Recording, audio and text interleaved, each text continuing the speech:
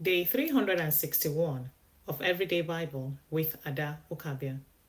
2nd John chapter 1, 3rd John chapter 1. In recent days, we don't read and we'll complete new books on the same day. Today, we'll go read 2nd John and we'll go also read 3rd John. These books na short books then be, very short ones. And as they read each day, we don't get closer and closer to the end of the year. We go give glory to God. I get mixed feelings as I come towards the end of the year. I am going to be sad because it's coming to an end, but at the same time, I did pumped because I was able to do the work of God. We go start with verse 6 of 2nd John.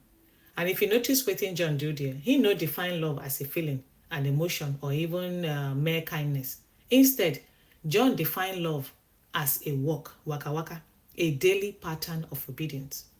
Love is often separated from responsibility in the world where we live today. We say, as long as my heart is right, it's okay. But John, they try to remind everyone that genuine love, they show up in how we they live, not just in waiting what they say.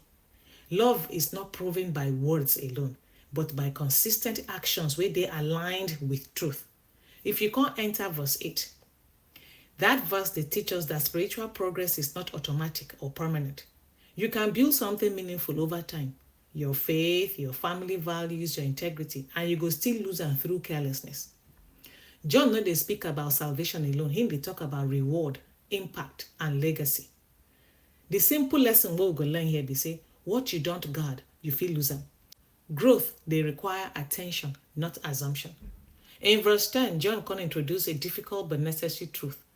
He said, if anyone comes to you and does not bring this teaching, do not receive them into your house. This will not be being unkind or unloving. Now about setting boundaries. John understands something way often we they ignore.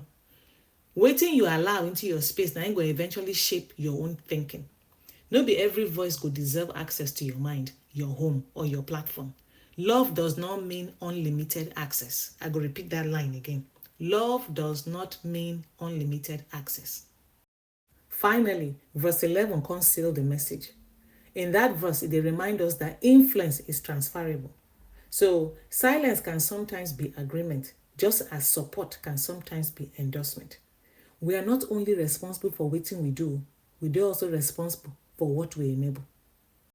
Now for the last book of today, 3rd John, now I can see where we need to all learn from. Please send them on their way in a manner that honors God.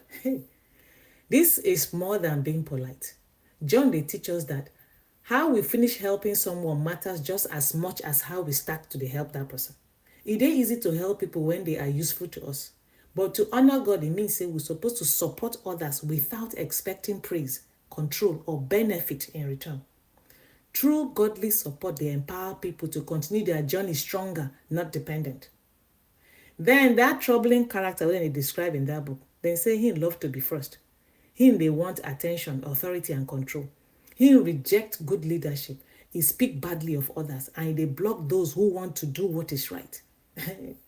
What makes this lesson uncomfortable is that this man was inside the church. They remind everyone that pride does not always look loud. It can hide behind titles, influence, or experience. When leadership becomes about ego instead of service, they damage people and they dishonor God. In verse 11 of this second book, do not imitate what is evil, but what is good. John, they remind us that behavior, they reveal character. Doing good, they show that a person truly knows God, not just in words, but in their daily actions. The world where they live today, bad examples, Boko. We are called to be intentional about who we copy.